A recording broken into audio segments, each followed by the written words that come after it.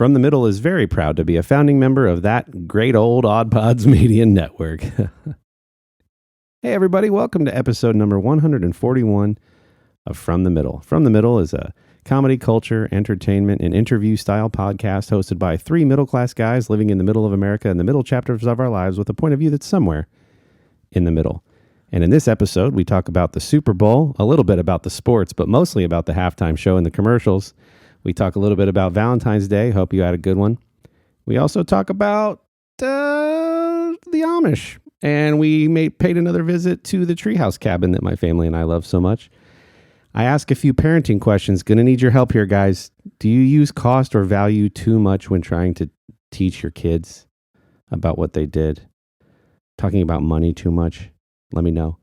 And then we wrap up with a few quick hits on some of the things we're streaming. Oh, and the Olympics. We talk about our cousin Madison, who's skating in the Olympics, which is awesome. Listen for those deets. Hope you enjoy. Play that intro music, Kendall. Oh, for the love. Sorry, just clearing my Mountain Dew hole. I got my phone hole cleaned today. That's where you keep it? You're so cerebral and you're so developed and evolved.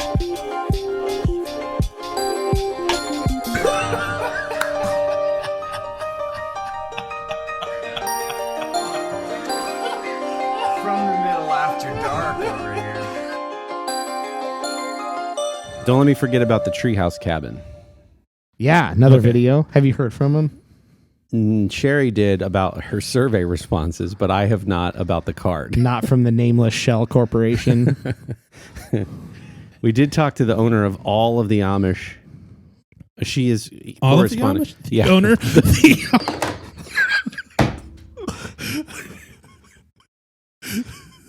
I didn't realize they were that Turns organized. out the line, "Take me to your leader," is very effective. There you go. Much shorter. Were you recording? Much shorter beard than you'd expect. I think Kory is hilarious. I think Kory is hilarious. I haven't heard mine yet. Can I hear mine? Is it on there? I tried to put it on there. I heard it last week. Something happened with the file. I heard it last week. You did something. Just like life, Corey's the only one that gets applause. I get it. Kory was killing it. He was killing it, and people were like, "Yeah, right." Hey, Bobby Lee relapsed. He's back in. Did he really? Yeah, after a really long time. Just some gummies, some weed gummies, and some alcohol. I mean, he didn't go crazy, but enough to scare him and for him to go to rehab. So it was okay. So it wasn't like somebody found him on a bathroom floor. Yeah. And it was oh man, I cracked the door open. I need to get back. Yep. It's good for him then. Yeah, good for him. Good for him. Well, I think the episode has started. Oh, has it? Yeah, why not? Bobby Lee relapsed, everyone. So if you've been watching Bad Friends and or Tiger Belly, you've seen other hosts. I love Bob. I wish him all the best. I hope he gets that figured out. Straight up. Yeah. What do you guys think of my hoodie? It looks very sporty. Okay.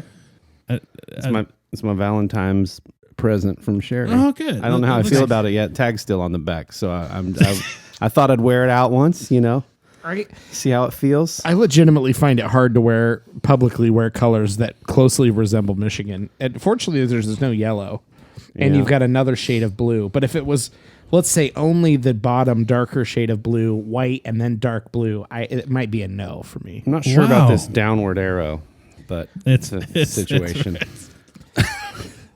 That's for you to wear next year. Happy Valentine's Day, baby. Winnie the Pooh Valentine's Day outfit. Wait till you see the MeUndies I have on. So anyways, hey everybody. Hope you enjoyed a Super Bowl party or things. You can go in order. Hopefully you enjoyed the Super Bowl. Yep. We also had Valentine's Day in there. Yep. 2 nice holidays back to back. I still think the Super Bowl could go to Saturday, or the Monday after could be like American Heritage Day, and we just have like a cultural, a celebration of all things American culture. There you go. If we're going to really keep it on a Sunday. I know they don't want to compete with all the Saturday activities. They being the NFL doesn't want to compete with eyeballs for everyone who does things on Saturday. But I'm sure they're not the first city to have done it, but the Cincinnati public schools were not in session the following Monday. I get it. So that's kind of Okay. cool. Yeah, Regardless of outcome, that wasn't for grieving. That was just they're fine. they're doing okay. I think I saw something like, was it 46% viewership numbers for Cincinnati? So they were really tuned in. I mean, that was almost half the population was tuned in. So they were enjoying their night. Straight up. It was exciting. If you're a Cincinnati fan, I don't know very many Cincinnati fans that are down in the dumps over this. No. Everyone is just like, and appropriately, it's been 33 years. We made it again. Yep. So now next year you make it again, it's going to be a little less special. Yep. But it will still be special. Yep. And then you can hang your head. And it was a legitimately good game until the end. They didn't get blown out or anything Right. like that. I saw a few upset, frustrated comments about the O-line, but nothing like it's the same stuff you'd That's seen all nothing season. new. Yeah. It's like, okay, first 5 picks, in the offseason, let's go with O-linemen. Yeah, I'd have thought while watching really the Bengals all season long, but here in the latter stages here, alongside of the Olympics in my world. So I've been if we get to what we're streaming, the answer from me is still just Olympics. yeah. But curling, which I've gotten way into this year, I've been following the rock stars from 4 years ago, and they're still in they're about to finish up the preliminary rounds. But I'd mentioned last week that curling is what can make people like us feel like maybe we could get involved in the Olympics. Maybe I too could be an Olympic athlete. When I watch the Cincinnati Bengals play, I think to myself, you know what? You could pay me a living wage to not block Von Miller. Yeah. I would do that for you all season long. Yep. I would even do it in the off season. And poor Eli Apple, Ohio State Buckeye, was doing his best to cover Cooper Kupp, but man, that dude is a stud. He is a stud. And a lot of people thought, and this is all, I'm just telling things that Sherry has said because all of my sports intel comes from my wife. Many people thought that the Bengals didn't even belong on the same field as the Rams, and they totally held their own. Absolutely. It was a game. Legitimately a good game. We've established a couple episodes back that I am a third generation Fairweather Bengals fan. And, Yes. I really think just judging by the fan base reaction on social media and the little bit of press I've read, it's just really good for Cincinnati. It's really good for the state. You infuse a little bit of hope for the town and for the team, and I think it's been a fun ride this postseason, and makes me excited to follow a little closer next year. Yeah, for me, I'm a new Cincinnati Bengals fan. They're sort of my AFC team because I didn't otherwise have one, and married into it. My wife's from Cincinnati. I'm a Detroit Lions fan first and foremost, right? And so Detroit fans everywhere, Matt Stafford. Everybody was rooting for him. He was kind of like the guy who, all right, he is Detroit. And then when he left, we were all like, yeah, we get it. We know. We understand. You were here for 13 years, and we're sorry. Thank you so much. We didn't give you anything. Yeah. It was rough. Matthew Stafford took off, and he proved to the entire world that all you have to, if you leave the Detroit Lions organization, within a year, you too could be a Super Bowl champion. That's right. And I've seen a few early Hall of Fame questions around him. It's still early. It's one Super Bowl. He wasn't the MVP. He's got good 4 to 5 years probably left. Yeah. Let's see what he does with the rest. Too early to talk Hall of Fame, but he had a great game.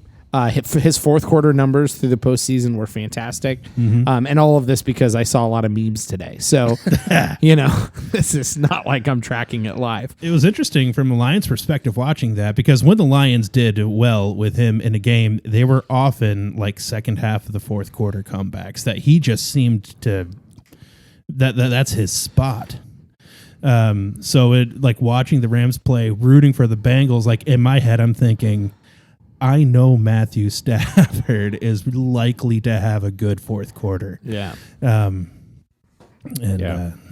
He woke up. That's awesome. And on top of that, the numbers they added in the streaming numbers, and I think something like 150 million eyeballs watch the Super Bowl. So the NFL is happy that they had a good year. There you go. And we also got good commercials and a good halftime show. Sure. Which just rounded out the whole night and made it a really nice experience.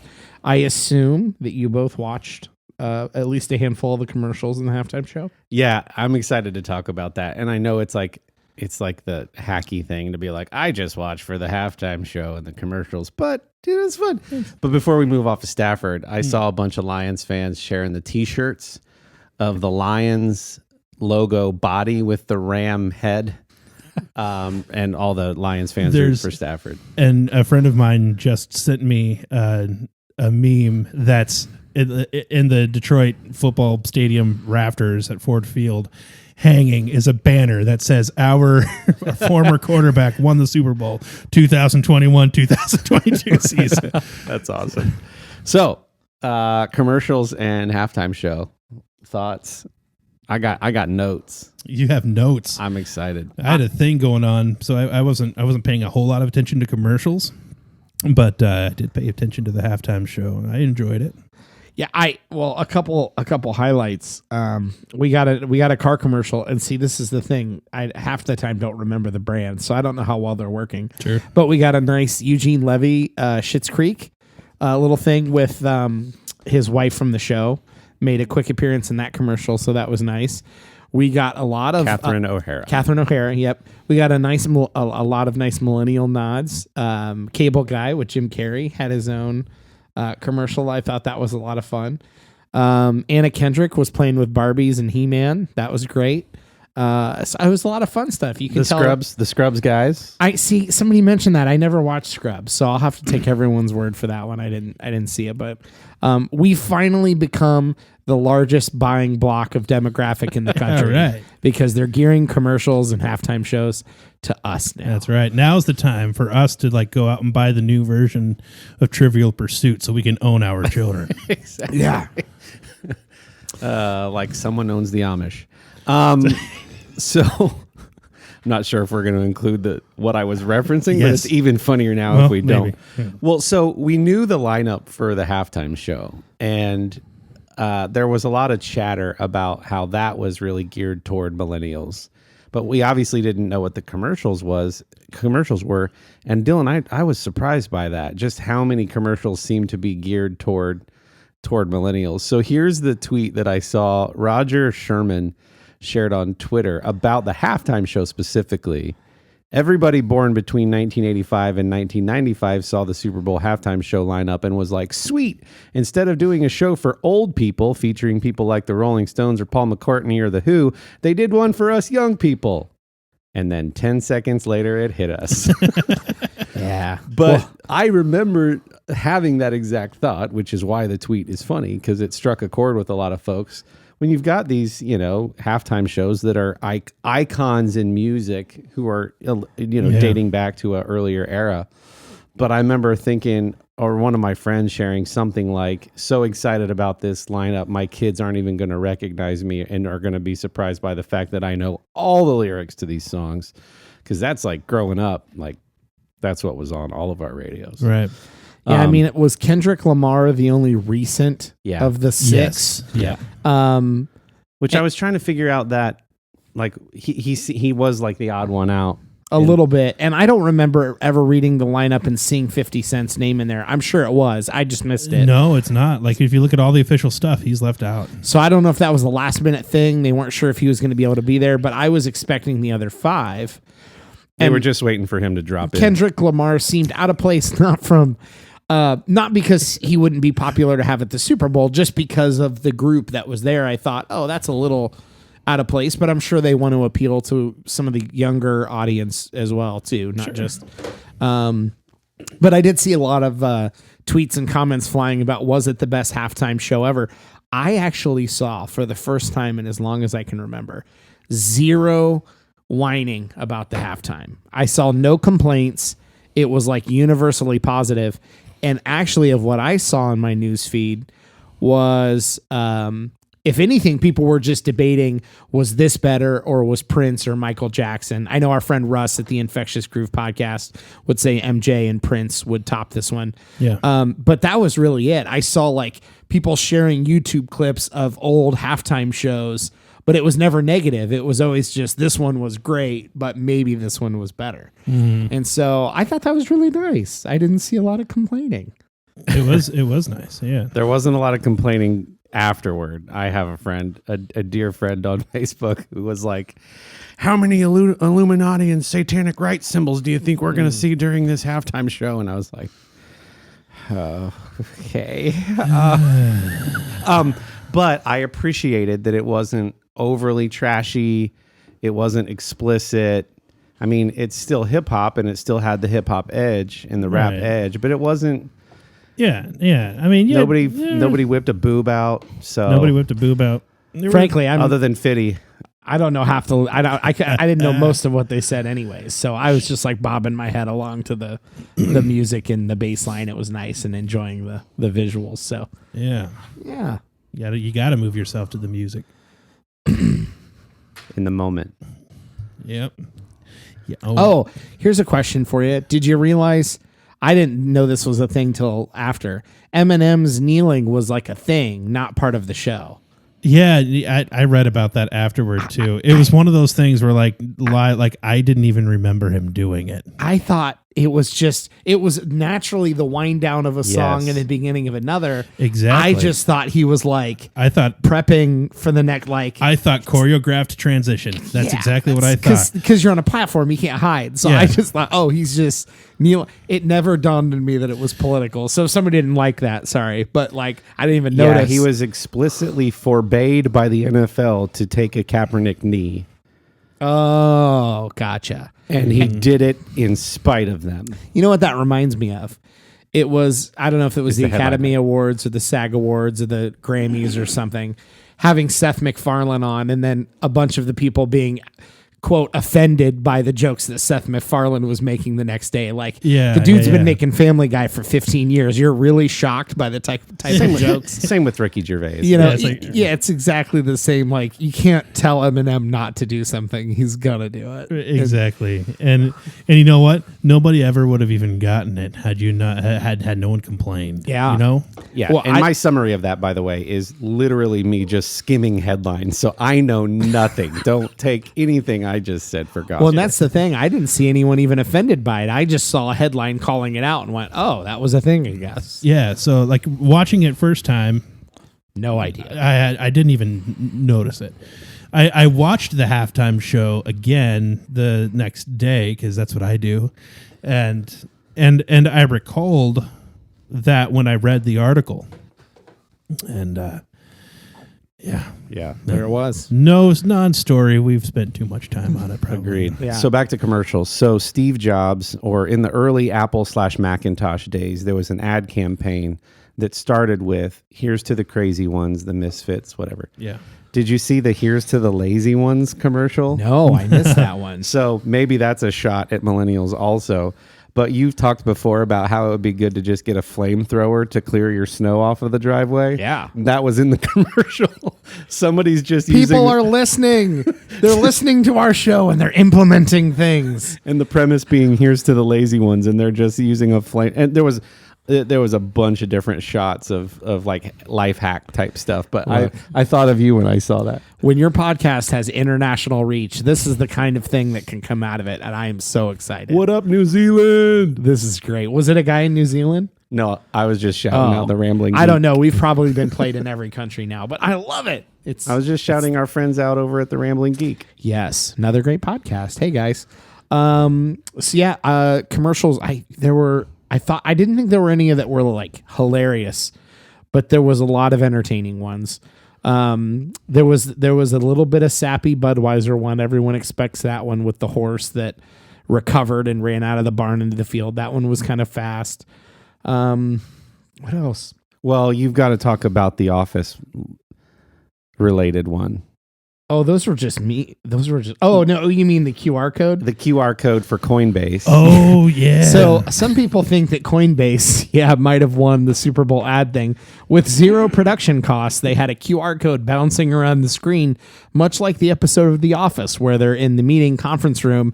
Michael is talking to them. Behind Michael on the television is the DVD logo that used to bounce around, and they're waiting for it to hit the corner of the change screen. colors. It changes colors, and I absolutely was waiting for that QR code to hit the corner of the screen and was zoned in the whole time. So I think they won with no production costs.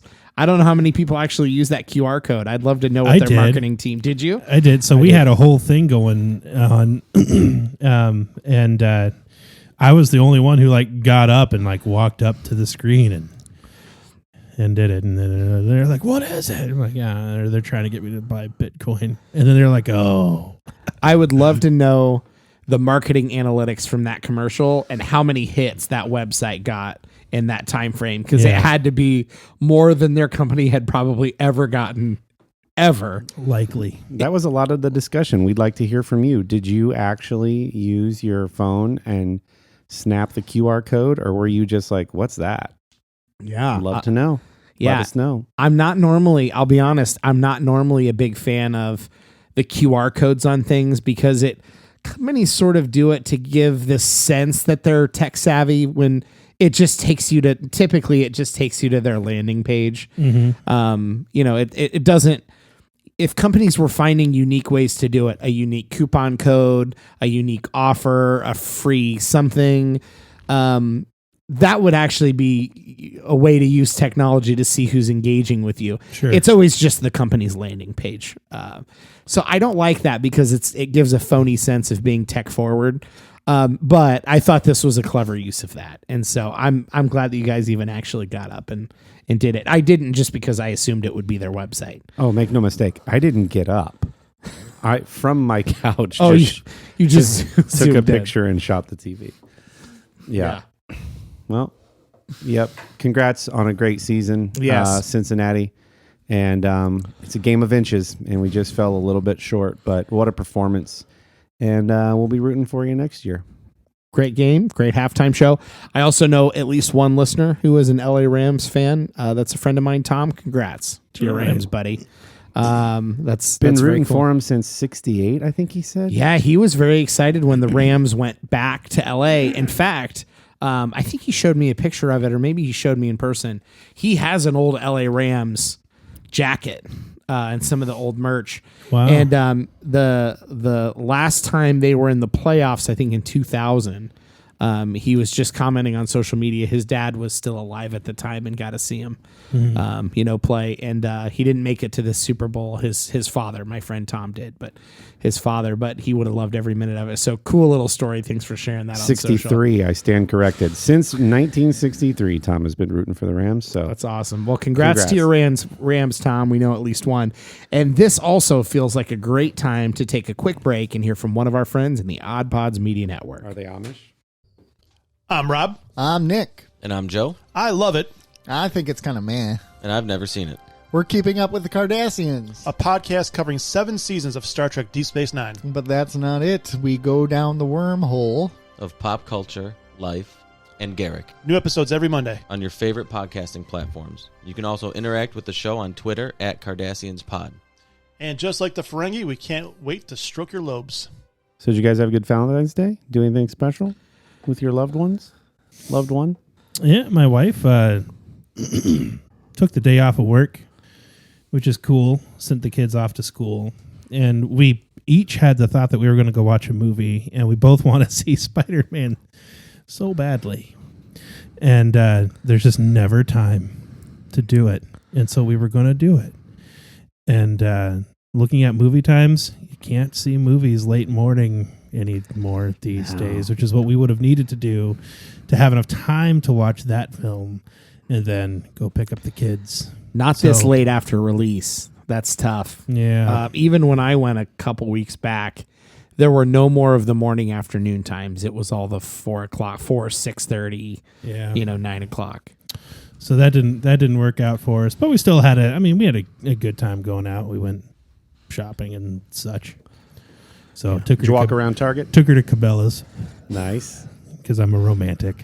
Yeah. It's very thoughtful of you. Yeah. To Lots see of the stuffed sightseeing. rams. Yeah. To see the stuffed rams. Think about that. We should have. We should have snuck in there and put like my Bengals hat on the ram. On the little mountaintop, the little Yeah. faux mountaintop in the store. Mm-hmm. If you don't know, international listeners, there's a sporting goods store called Cabela's here in the U.S., and they often will have a very elaborate setup in one area of the store of a fake mountain with lots of taxidermied animals. Can I use taxidermy in that fashion? I just did. Yeah, we can. Typically from the region in which the store you're visiting is located. Yeah, it's pretty cool. And so that'd have been funny. And sometimes live fish around the mountain. She comes. So that's fun. You guys went shopping. We went. Do a Yeah. nice little lunch somewhere. Yeah, Jason's Deli. Nice. I love Jason's Deli. It's only the second time I've been there. So it's Yeah, it's a good spot. Yeah, I had to work, but we had bought some stuff to do a nice dinner. So we grilled some ribeyes and had scalloped potatoes and croissants, and we had a nice dinner and some Wits custard, if you know that, some espresso chip ice cream, or it's not ice cream. What is it? It's Custard. Custard, yeah, frozen custard, and had a nice late dessert. It was good. Very nice. And I also have to mention, too, you talked about Spider-Man No Way Home. Congratulations to Spider-Man No Way Home that just passed Avatar at the global smokes. box office. Man. As- Again, our podcast is getting reach. I know. And people are hearing about these films. Incredible. You know. Yeah. So finally beat out Avatar thanks to us really nudging it over at the end. And it's very cool. I also have to say, just a fun thing that I did recently, I think I shared it on our social media channels. If you haven't heard an ad from one of our Odd Pods friends, the Beardow Podcast, that is a podcast that is all about Weird Al and beer. I was able to just join for a special episode with 3 other shows plus the Beard Al host, all talking about a Weird Al biopic coming to the Roku app or channel or whatever they've mustered up over Whatever there. Roku has. Whatever they've slapped together. So, and not the episode. The episode was very well put together. So go check that out. It was a ton of fun. We laughed a lot in that episode. And it was really good. So that's something I've done recently, not on Valentine's Day, but I wanted to mention it. I listened to the whole thing. You represented us well on that cast. There were a lot of fun running jokes in that episode about Roku and other things that I won't mention here, but it was a really fun listen. And I think the main host maybe had a few too many. Well, it was a strong drink or something. But they like to start out their show. It's Lauren and her brother typically, but on that it was just Lauren. They like to start out by cracking open a unique drink, and they kind of enjoy that during the episode. And she just enjoyed her drink while we all chatted. So it was a ton of fun and a great episode. So It was fun. You all had a really good rapport, and she clearly enjoyed hanging out with her boys. Well, for 5 of us, 5 different hosts of different shows, all talking at the same time on the same episode, I think we did a very good job at not talking over each other too much. So it was a good time. Can I tell you where I listened to that? Please. At the Treehouse Cabin. Did you go back? Yeah, Sherry and I took the kids back to our favorite treehouse cabin in Berlin Woods, Berlin, Ohio. Our most watched video on YouTube with now over 18,000 views. We are just blessing so many different companies and businesses and Sony with ventures. Spider-Man and If I had to think of one word to describe us, I would say blessing. Yeah. blessing. Yeah. We are a blessing. So yeah, we went back to cabin number 3. I posted a short little update from our mid-bits playlist on our YouTube channel. We've done so much business for Berlin Woods that they have built new treehouse cabins to meet the demand. They have a few new smaller ones, which are like the single story. And then right behind ours, up higher on the hill, is one of, I think, at least 2 new 3-story ones. So we are you're welcome. We've only tanked a couple companies. Yeah. So far, they're not one of them. At least 2. No, one Just one. one bounce back. One bounce back. If anything, I think some vouchers for a few free night stays for us. That's what I was. So I left a little note. I didn't know how to leave this thank you note in a way that wasn't blatantly obvious that is exactly what I was after.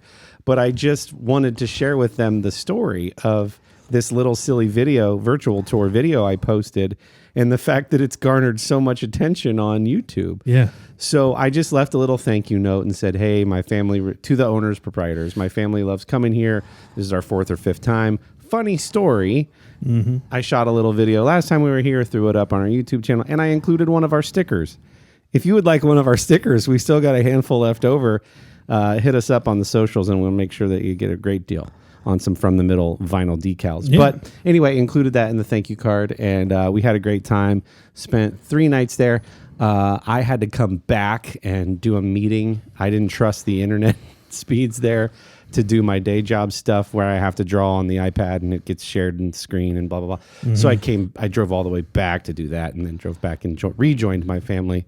But it was great, man. We turned on the fireplace. We played some Monopoly and played some Uno, had some good Amish food, watched The Bad Batch, finished that season out. And the kids just love it there. And there was snow on the ground, so it was just very picturesque, and we enjoyed ourselves. What did you think of Bad Batch, by the way? Give me like the one sentence. Most people won't care about that. Give me like a one sentence Star Wars The Bad Batch recap. It's a really fun romp with a new cast of characters. Mm-hmm. And I really love that they tied some things to other well-known characters. Yep. It was a good time. I'm glad I watched it. Yeah, perfect. Were there implications? You know, I don't know if you know this or not, but with a lot of Marvel and Star Wars films, there are often, I mean, the best way to surmise it might be that there are almost always huge implications. Yeah. Have you noticed this to be a theme? I have. I have noticed it to be a trusted theme. Yeah. I always need to double check and make sure that my system works. So there's that. What when you say Amish food, what kind of Amish food are you talking about? What is? Okay, I'm glad you asked. Yes, because I'm interested now. So, do they do mashed potatoes? They at the restaurants they do, but when you go to their markets and their general stores, what you want to load up on is your bread goods, pies, bread, regular straight up bread, desserts, dessert breads, cinnamon rolls, anything bread related. The Amish are nailing it. There's a peanut butter spread that I'm privy to that comes out of the Amish world. Yep, that they sell to us people. That's pretty good. Apple butter. Since we're on the topic of spreads, their apple butter is amazing. Speaking of jarred things, our mother likes to bring me a. She's not jarred. No, she's not pickled. She finds this corn salsa that's like a great sweet spicy mix. She got it for me for Christmas. Well, she got me 3 jars of peach because she was thinking of Kory. But when she does get it right, eventually the corn salsa is so good. Love you, Mom. It's delicious, but it's this weird, like, you get this initial hit of like sweet salsa with big chunks of corn in it, and then the spice on the back. It's so good. I can eat a whole jar in one. Dude, yeah, they've gotten more creative, I feel like, in their stuff. It's delicious. It was starting to lose its edge there for a while, the Amish food, but they're under new ownership now. And I feel like they've really turned a corner. So also you want to take a look at their cheeses. Now they don't worship cheeses, but they make some really good cheeses. He's their new. And what's really cool is I know this is a thing, but like, you know, when you put like a big hunk of meat or cheese on a slicer, whatever's left over right at the end that they don't want to get too close to the blade, the butt of the meats and the cheeses, they'll throw into like a variety pack that you can of all different kinds. So you could get like buffalo chicken and turkey and roast beef and ham in a but it's all fresh. Smart. It's just that last get your fresh Amish butt. I can't even say it. That's the episode title. They're not going to listen. And then they do the same with cheeses. So you could get some nice smoked Swiss and some pepper jack and some cheddar and all kinds of just the butts. I get really excited when people find ways to take the waste and do something really great with it. Yeah. And that's ingenious. I love that. So we cut that up for Valentine's Day and made a whole spread of the cheeses and the meats from the Amish butts. Oh man. I've got so many jokes going on in my I head right know, now, and I right? wish I could. But I shouldn't. Yeah. I shouldn't because I'm an adult. Other good Amish food. Now, here's the thing I don't know how they get away with. Yep. I'm not going to accuse the Amish of running some sort of antiquated black market. Okay. But somehow they'll repackage the frozen foods, not the homemade stuff. That's banging. I'm talking about the repackaged stuff. So they'll have small little plastic bags of Tyson chicken nuggets Okay. in a really small quantity.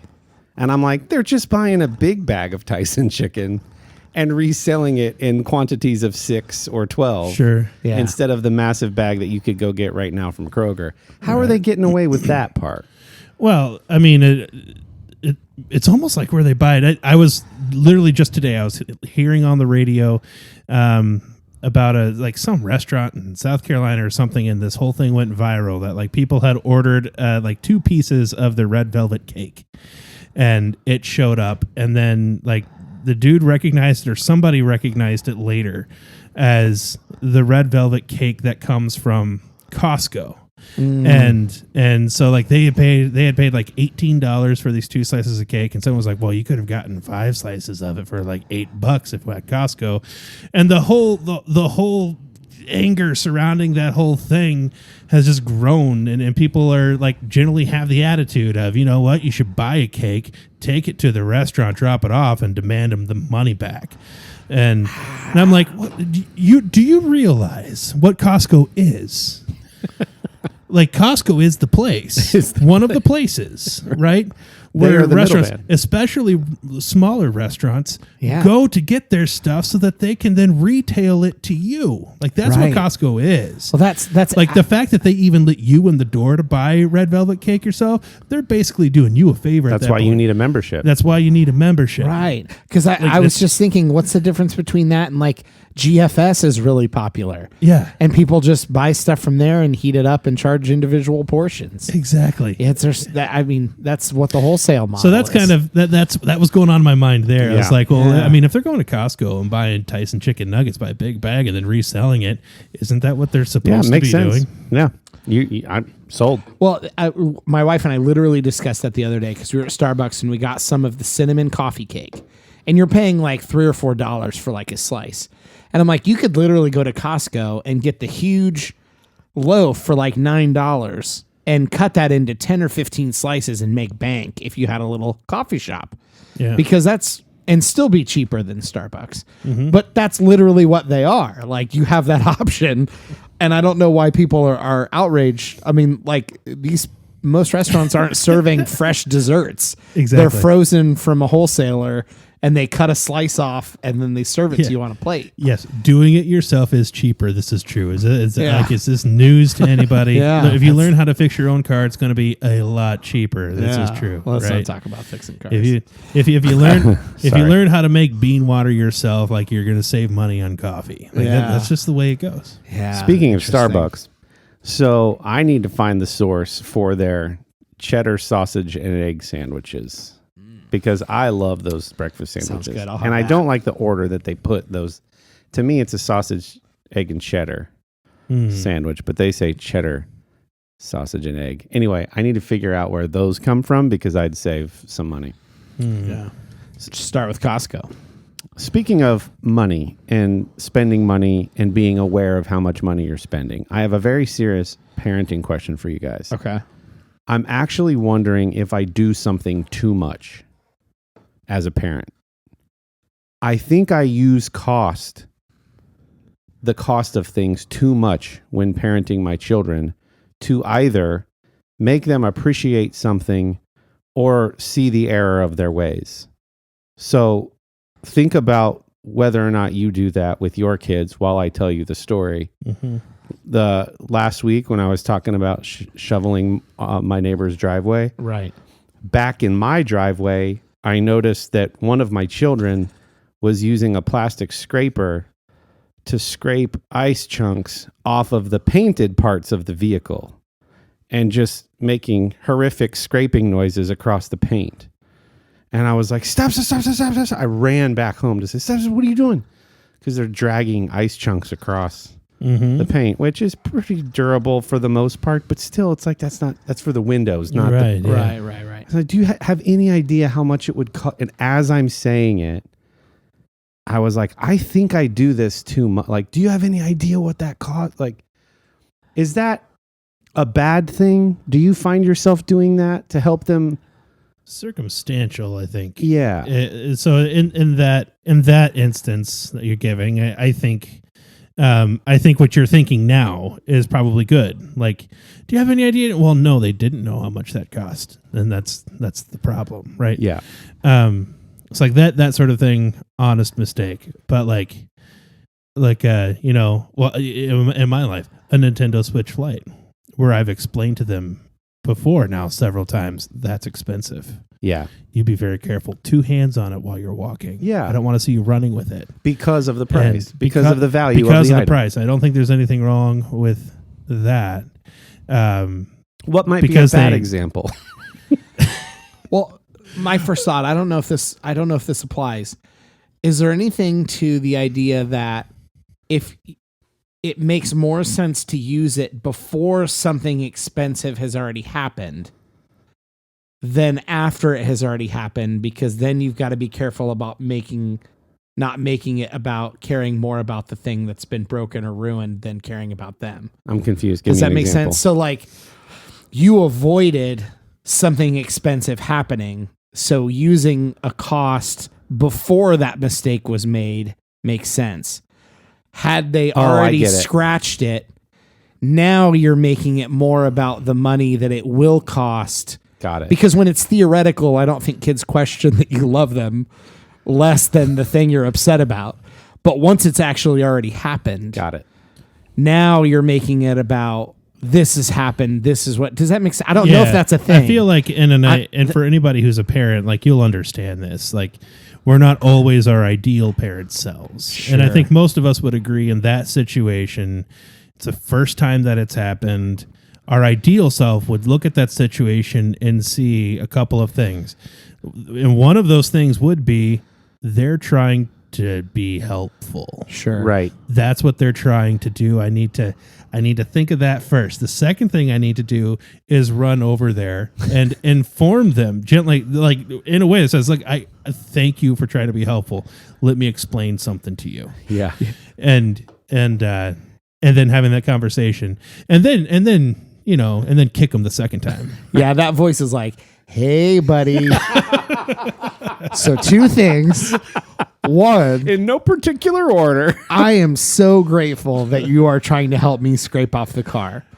Second thing, that's really not the best tool to use because that can really scrape up the car and be expensive to fix. Let's find the right tool. There you But go. that's that tone. But right, that's the best self version. Yeah. So just purely by being a human, 40% of the time that version's not showing Yeah. up. Right. The first time explain, the second time you the information then is, well, Santa Claus can't afford to fix my car and buy you gifts. So The second time, hey, idiot.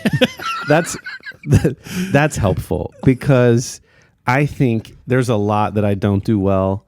There's a few things I think I do decently. And one of the things I think Sherry and I together, mostly Sherry, do pretty decently is parenting. To the degree that close friends have asked us, was there a book you read on that thing that you implemented? How did you? So that tells me that something we're doing is working. But one area that I think I might be blowing it is I find myself doing that a lot. I'm using money or the time I spend earning the money to give them something that they enjoy. I use the time as well. So I'm worried that I do that too much. I'm going to scar them for life no matter what. But there's been this running theme that I think I'm using money too much to teach and to instruct. Your words were perfect. after the fact. Yeah. It's trying to remember them real time. Right.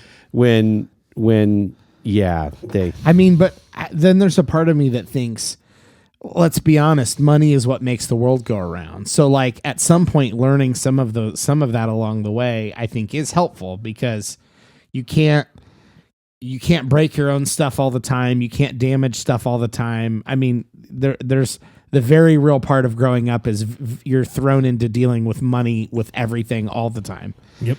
And so I think in a way, not that, as long as those moments feel really separated from the I love you moments, I think you're probably fine, so that it's very clear. Oh yeah, I love you. That was never a question, but you were an idiot when you were scraping the car with that, because that, I don't know. I mean, there is some level of preparation there that. Yeah, I want to find that balance, because I think you're right. Like there is, and you hear it with like kids who are just given things without an appreciation for the effort or the work required to be able to obtain those, not just things, but a certain lifestyle. They don't take it as seriously. Kids who are just, a car is purchased for them. They drive it differently than a kid who had to work at Arby's and the movie theater in order to obtain a much less nice car, right? So like, yeah. I appreciate that. I wanted to test that with you guys. You guys got to keep me honest. Well, even with my almost 4-year-old, I have to explain the next step after we give her a new toy, she breaks new toy. Well, in her mind, just get another one. So you have to explain the next step of that is what that is, which is, well, that thing costs money. So to get another one, we have to buy another one. She has to start to understand that. Just replace it. Before I can, right. Because in her mind, that's all it is. Well, let's just get another one. Yeah. Go to the bank, Dad. Boxes show up here all the time with stuff in it. Just have whoever drop another box at our house. I never thought about that. And so it's like, we'll just get another one because stuff is here all the time. So the next step is, well, Can I have one of your toys? That costs money, or explaining, like, the store might not always have those. Like, those aren't at the store anymore. The store ran out. So, like, sometimes you need the next step to get to the point, so that then they go, oh, well, I don't want to break this then, because there isn't another one. Right. So I think that has to be in there. But yeah, your original question was frequency, which we're not there for every conversation. So that's tough to gauge. But yeah. All right, If parents. you can just record all of your conversations Got with it. your children, send them to us, and we'll start. Yeah. We'll start micro. I need a little more parenting. child protective services in my life. So parents, let us know. Do you find yourself using cost or value in your teaching moments with your children? Be interested to know. And if so, how frequently do you feel like that comes up? Usually mine is with like high dollar items like the Switch, and like, this is why we can't have nice things, and why is our Apple TV remote, I can't even push the plus and minus Why button is on the it volume anymore sticky? because you used your sticky fingers when. So anyway, fun Kids are times. the best. They really are. They really are. So the Olympics. Yeah, the Olympics are happening. I've never had the opportunity to just like follow a particular team in a sport all the way through before, in this manner, in an on-demand kind of way. So I've really enjoyed the Peacock app just to follow up. I'm still into that. But yeah, man, they're just fun. It was something that I find impressive. A little world popped open for me, that like these people are actually from, not necessarily from the country they're competing for. You just have a conglomeration of people that just made it to the Olympics, and this happens to be the country they're competing for. Now, there is certainly a lot of patriotism and things, but there's also, it seems like almost just as much, because you think about it, every organization has, like, they'll have trainers and coaches and administrators and all those people. Doesn't matter what country those folks are from, right? And so I'm watching curling a lot. What I'm seeing a lot is, like, you have a Swiss team who they're speaking French to each other, because that's sort of the common language that they have among the four of them. And then it's like the sort of like the skipper, the lead guy of that team of four, and his coach, like, they speak like they both speak German really well, and so like when they're talking to one another, it's German. But then Pennsylvania Dutch. But then the coach and like all 4 players, the common language they have among the 5 of them is English, and so now they're all speaking English when they're in timeouts and stuff, just bouncing back and forth. And you see that sort of thing, and there's like an Irish guy who's coaching the Chinese team via a translator, like. Yeah. You see, like that kind of thing. I've never noticed that kind of thing before. I now want that as an SNL skit where even the translator can't quite understand what the Irish guy is saying. And the Irish guy just says, "Hey, you got to go out over there to dinner," and then you just see the translator go. I thought you were going to try to do a Chinese because I don't know if there's any. I don't know if there's any. No, I can offend my own people. Well, I'm like, this is our last episode. No, because I thought like how many there would be a limited pool of people who could understand a theoretical extreme Irish accent and speak Chinese well enough to go to the Olympics. That's a pretty small pool of people. Here's another thing I've learned about curling is that at the beginning of a curling meet, they bring out like all of the different teams that are going to be competing that day, and they all come out to bagpipes being played. And so I'm watching Chinese guys in kilts playing bagpipes. We're just blowing up all the stereotypes. I love it. It's a melting pot. When you talked about curling, you talked about how accessible it might be for us, regular folks, right? And we're not that far from an Olympian right now. We two of us may be related to which 2 figure skater. Madison Hubble and Zachary Donahue are figure skaters that will be competing in a matter of days. And I've always heard from people in our family who do the heritage research and ancestry stuff. Genealogical research, thank you very much. That all Hubbles in the United States came from one Richard Hubble who came over in 16 whatever from Bewdley, England. Yeah. And so even if they spell it differently, like the telescope, it all goes back to the same guy. So shout out to our cousin Madison, who has been. She was in the 2018 Get us some tickets. Olympics. Also, let's get her on the horn. I think we need to reach out from the podcast email and sign it. Kory and Dylan Hubble. I just started following her, Splash Madison, on Instagram. 48.7 thousand followers. I think we need to reach out. Yeah, maybe we could get her as a guest. I have a big idea. I would like to pitch to her or anybody in the industry about a new Winter Olympic sport, which is basically a mashup between ice dancing and curling. Okay. So it's a lot like gladiators that we were talking about. Yeah. Anyway. So I'll talk to her. She's probably going to be pretty busy for the next couple days. But like maybe once things settle down, depending on how everything goes for her big competition. No, we need to figure out how to mail her a sticker like ASAP so she can slap it on her forehead while she's doing I did her hear thing. it could take a few days to get a meal over there right now with the Olympics. So I think she might be busy. Yeah. Zachary Donahue. Yeah, Zach Donahue is her skating partner. So anyway. Nice. Cool. So shout out to our cousin Madison, who's tearing it up at the Winter Olympics. It's awesome. Beautiful. I'm gonna watch for real. Like, pretty sure we're related. Do it. Just got to figure out the connection because she's from Michigan, so it's not far. There you go. Yeah. So beautiful. Ice dancing, by the way, if anybody, I've never been a big fan ever of figure skating. I watched it because my mom liked it back in the day, but ever since like I left the house, I never watched figure skating again. My wife likes it. And so we're watching it, and I'm watching ice dancing, and the best way that I would describe ice dancing is they took figure skating, but like the flips and the crazy triple and quadruple things and whatnot, like they took all of that stuff out, and so like the one thing that was possibly interesting about figure skating. Take that out. Take away the element of danger. And you have ice dancing on skates, ice skates, and I think having curlers lining the edges of the rink could make that much more interesting. Are they curling the rocks across? While they're trying to trip opposing teams' Love it. dancers. Is what they're trying to do. Love it. Let's get this going. I'll talk to Madison. Yeah, she's never going to come on the show. We just belittled her entire living. Well, not on. I mean, that's not what we do, but it's what we did. It's not a theme of it. It's not a. Yeah, I don't know. Anyway, that's my understanding of what ice dancing is. Again, I haven't watched it very long. I could be wrong. It could all be hearsay. It could be something different. I have no idea what I'm talking about, but here I am saying it. You are saying it, and that's okay.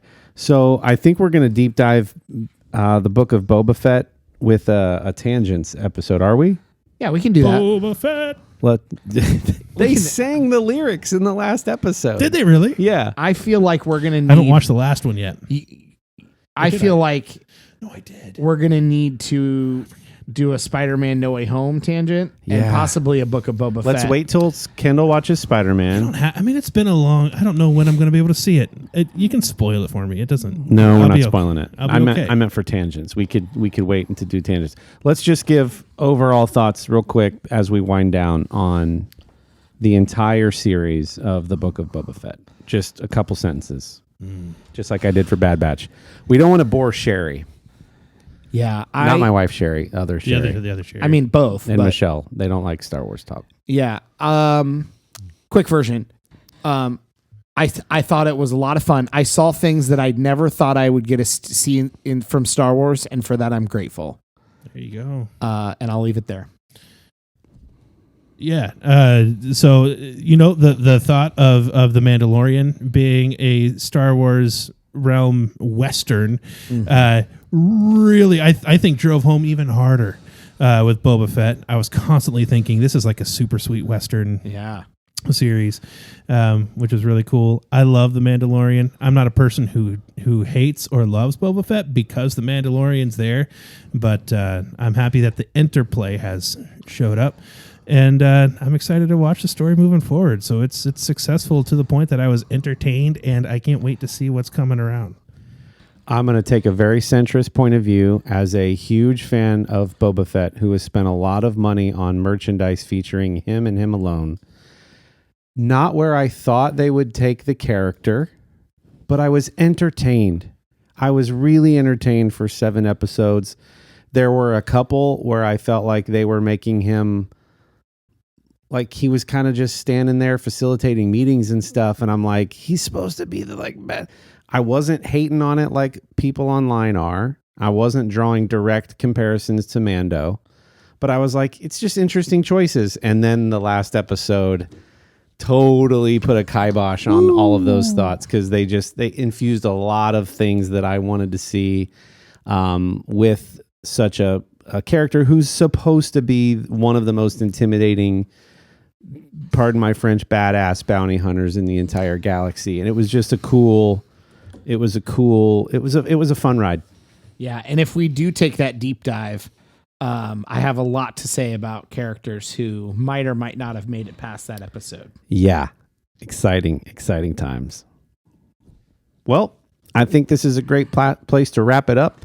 Thank you for tuning in. I hope you enjoyed the ride. That is From the Middle, where we are mastering the art of segue, talking about completely unrelated things, but somehow tying it all together in a fun catch-all conversation that you get to be a part of and feel like you're just hanging out with us here in this studio. Thanks to Artius Man for the sponsorship of our program. ArtiusMan.com will provide you with amazing men's grooming products. I just placed another order today. ArtiusMan.com, that's ARTIUSMAN.com. Use promo code THEMIDDLE at checkout to get 25% off of your first order. Their stuff is really good. They're local here in Central Ohio, and they make it with all natural products, which we really appreciate. It's good for the environment, good for your face, and good for your nose, because those candles are awesome. Tune in next week. Episodes drop every Wednesday before you wake up. Any other shout-outs or plugs? Nope, I think we covered them. Okay, sounds good. Bye. Auf Wiedersehen.